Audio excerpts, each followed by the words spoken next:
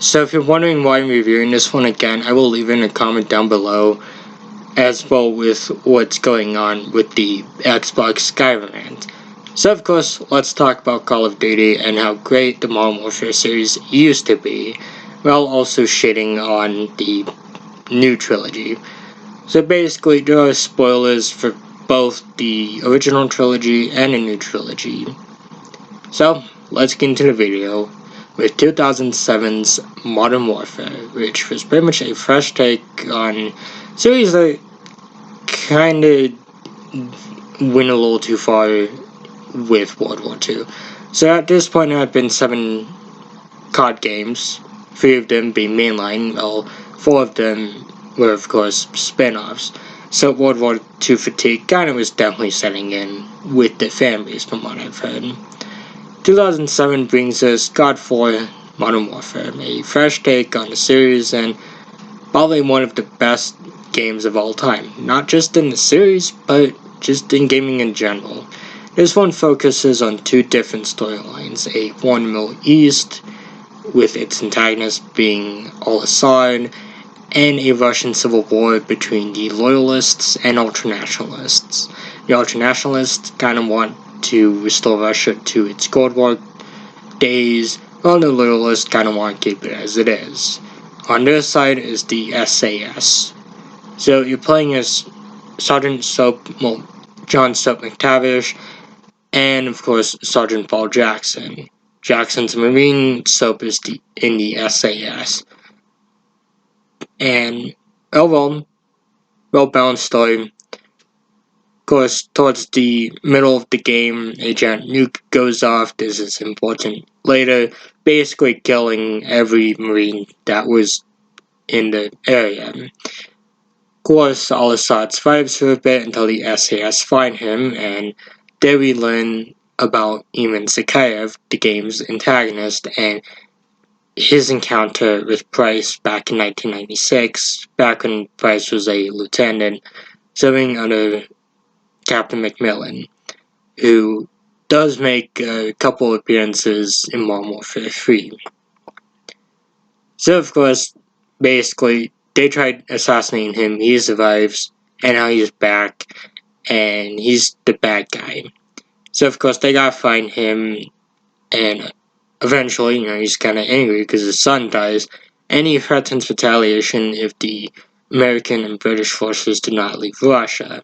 He, of course, has 2 warheads launched that could easily start a new conflict, but they stop the missiles, most of the SAS die, then Zakhaev dies, and 5 years later, we're in Modern Warfare 2, which originally came out in 2009.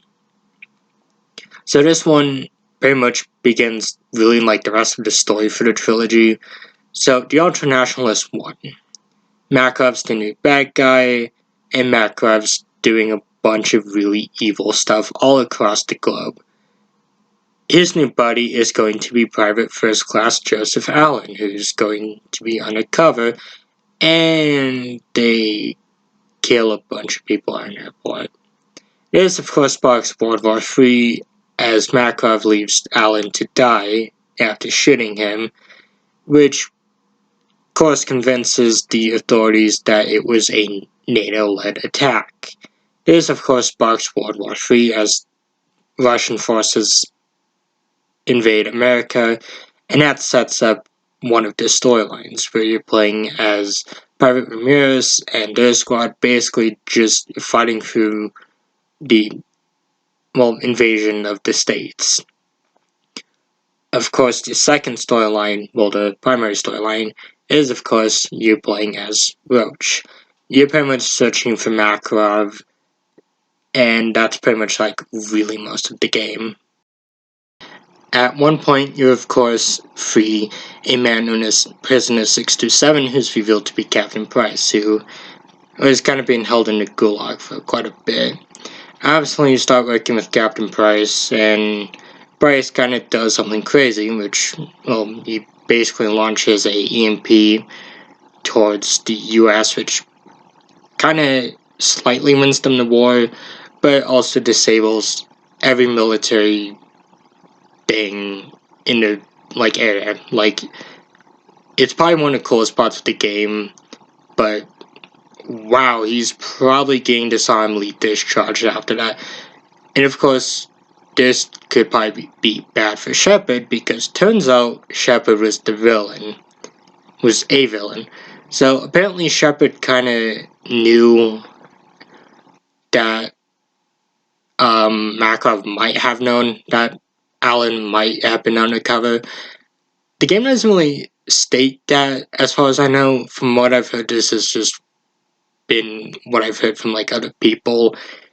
But basically, Shepard kind of wants to be a war hero, and thus a war with Russia is good for him because he can be a war hero if he kills Makarov. Unfortunately for him, Price and Soap kind of go after him after he betrays and kills most of Task Force 141. They kill him, and of course have to be on the run for a bit, because, well, I mean, they kind of seen as criminals now. That, of course, begins Modern Warfare 3, the final installment of the trilogy, which came out in 2011. Modern Warfare 3 is easily my most favorite CoD, but it definitely does have some issues. So this one, of course, does come out. Well, this one takes place a bit after Modern Warfare 2, like moments after. Soap is dying, you're playing as a new character.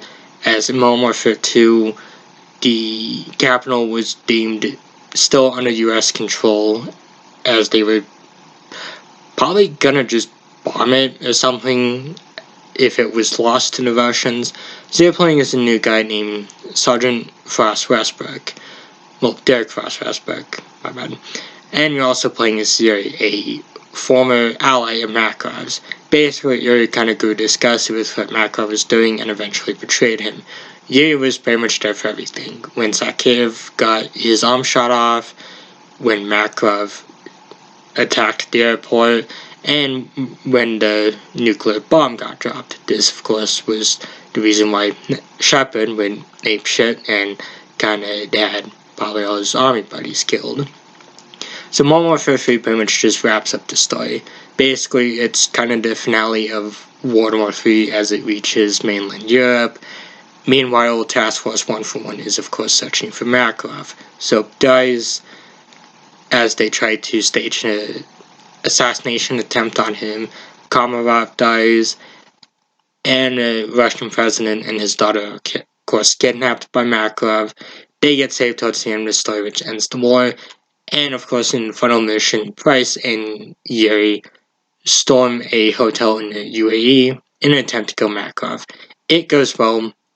Yuri dies, Makarov dies from Price, and that's how the game ends. Overall, it was a really decent trilogy. It does have some flaws with how short the games are. Personally, Modern Warfare 2 and 3 should have been one game, not a trilogy. But overall, I recommend anyone try these if they haven't already. So that, of course, brings us to Modern Warfare 2019, a reboot of the series. So, Modern Warfare takes place in 2019 in a different continuity. And basically, the story for this one is that there's some stolen Russian gas. Basically, you find out Hadir, Far's brother, was kind of responsible for it, and I guess he's the bad guy. The main bad guy is this guy named Barkov, who basically has been occupying Far's country and basically treating its people like complete shit. He dies at the end, and it kind of sets up the sequel with the introduction of Task Force 141. That's overall Modern Warfare. Not really much of an interesting story, but a decent CoD nonetheless. Onwards to Modern Warfare 2, which came out in 2022. Modern Warfare 2 is probably one of the more divisive CoDs, as if Modern Warfare wasn't already. But this one, basically, the whole story is that, well, Shepard, the new Shepard, was transporting missiles. Well, he had sent his soldiers transporting missiles to help their allies. Some Russian soldiers found that, attacked it, and gave the missiles to this one guy, Hassan, who's the bad guy. Shepard's also the bad guy, but he's also kind of a colossal idiot in this one. There's also this other guy named Graves, who's basically Shepard's lapdog. And then there's the cartel. That's really all Modern Warfare 2. Basically, you're trying to search for the missiles. You find the cartel who kind of have been believed to have been protecting Hassan, and the game ends with like Hassan dying. Graves apparently dies, and Shepard kind of gets off scot-free. That is until Modern Warfare 3, which came out back in November and kind of pissed off the entire community. But apparently now it's a misunderstood game and people were too hard on it. Yeah, this is probably easily one of the worst games in the series. Well, not this one, but Modern Warfare 3. This one's not good though either. Modern Warfare 3 focuses on Makarov. Once again, no, this Makarov's really lame, just like the General Shepard in Modern Warfare 2. Except with General Shepard, the voice actor, Glenn Morshower, kinda did a better job as Shepard than this guy did with Makarov. So basically this one is that Makarov escapes from prison. He's going around the world just doing all sorts of stuff. And Soap dies at the end. It's a really nothing game. That's what it feels like. Nothing of value really gets added with this one, and it just kind of feels like they're just gonna add whatever happens in this one or like after one.